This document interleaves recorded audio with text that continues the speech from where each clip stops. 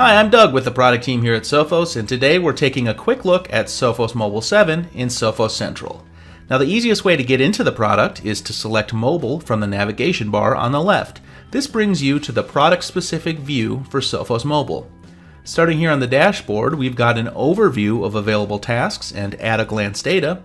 In the navigation on the left, you'll notice 4 main sections. Inform leads to information about your fleet of devices. Manage contains your devices, groups, and users. Configure contains all the configuration elements to be applied to devices.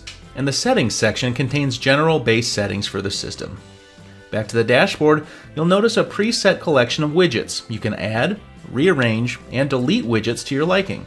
Hover over one to see some additional information, and click on it to be taken directly to its page. In this case, we'll get a filtered view of Android devices since we clicked on the Android slice of the pie chart. All tables in the system can be sorted by column, exported, and configured to show or hide various elements.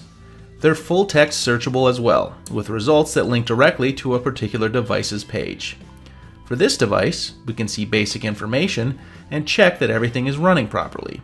And then down here in this section, we can view additional information such as which profiles and policies apply to this phone, device properties, and which apps are installed. This part is searchable and exportable as well. And finally, the Actions button contains a list of actions applicable to this device based on its current state. Moving over to device groups make it easier to assign policies based on various roles within an organization.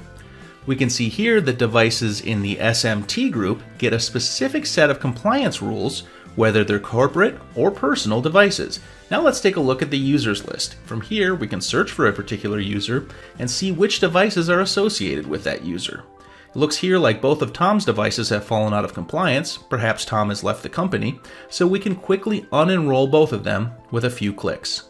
Over to the Policies section, you'll see that each device type has its own submenu. So if we go into iOS here, we see a collection of profiles and policies.